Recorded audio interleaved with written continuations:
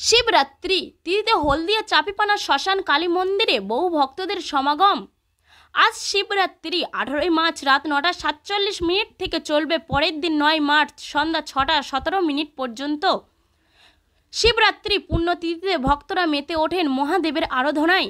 ভক্তরা শিবরাত্রির দিনে উপবাস পালন করেন এবং বিশ্বজুড়ে শিব মন্দিরগুলোতে পূজা করা হয়। কেন পালন করা হয় এই শিবরাত্রি?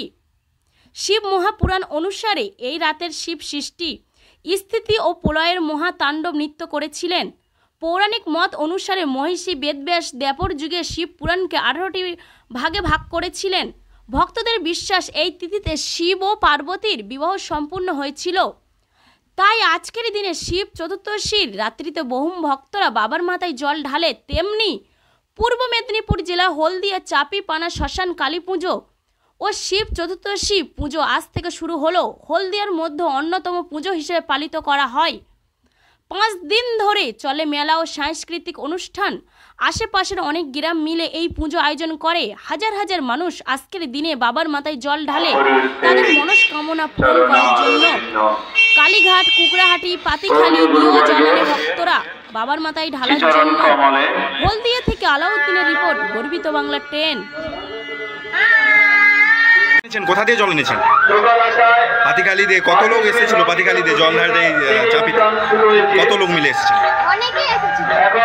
এখন জল কি ঢেলেছো? মনস্কামনা নিয়ে প্রতি বছর তো বাবার কাছে আসা হয়। এবছর কি কেমন কি মনস্কামনা এসেছে? তা কি বাবা কি ফলাফল দেয় বলে মনে হয়? একদম। আর বাড়ির সবাইকে নিয়ে এই মেলা উপভোগ করা হবে। মেলা তো 5 দিন ধরে চলবে। কেমন কি আনন্দ করার পরিকল্পনা?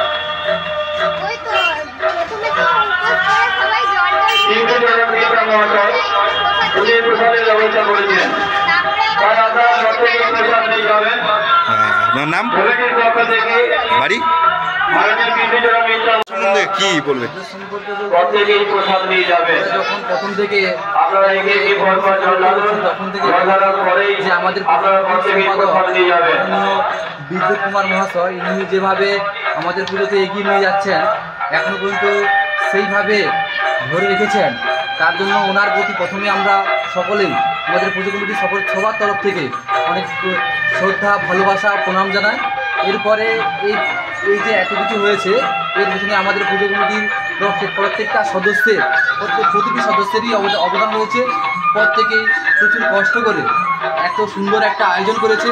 আর এই আয়োজনের পিছনে যেমন সম্পাদক, সভাপতি, প্রত্যেকটা পদে পদে যে যারা রয়েছে ওনাদের যেমন অবদান রয়েছে, তেমনি একই রকমভাবে আমাদের যারা সদস্য রয়েছে ওনারা প্রত্যেকেই কালীঘাট থেকে, কুড়াহাট থেকে জল নিয়েছে এবং পাতিখালি থেকে জল নিয়েছে আমাদের প্রত্যেক বছরে এখানে।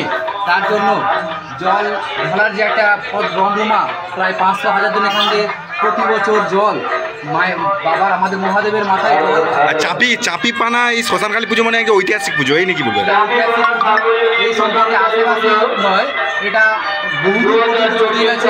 কলকাতা ছাড়িয়ে নাম, ওখান থেকে প্রত্যেক বছর একজন আমাদের পুজোর জন্য প্রতি বছর আমাদের পুজো খরচ পাঠিয়ে দেন।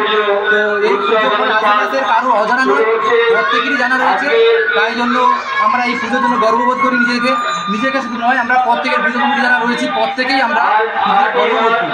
আপনার নাম? অমিত বিদ্যা। বাড়ি চাপি। পুজো কমিটির কি আপনি?